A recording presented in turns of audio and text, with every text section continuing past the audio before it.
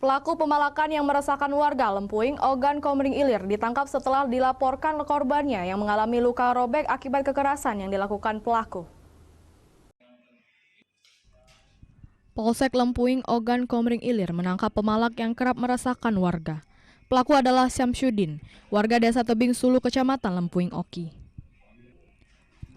Pria pengangguran berusia 21 tahun ini melancarkan aksinya di Jalan Poros, Tebing Sulu dengan cara meminta uang kepada korban.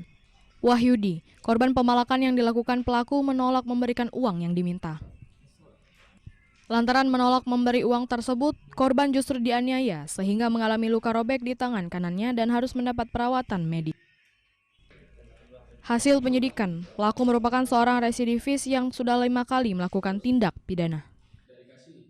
Jadi pelaku marah dan pelaku pada saat itu melihat satu bilah parang yang pada saat itu dibawa oleh korban.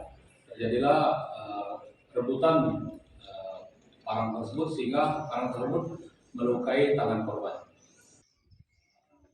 Pelaku akan dijerat pasal 351 ayat 1 dengan ancaman 2 tahun 8 bulan dan untuk kasus lainnya ada pasal 365, 363, 351 ayat 2 dan pasal 170. Dari Ogan Komering Ilir, Fitriadi, iNews melaporkan.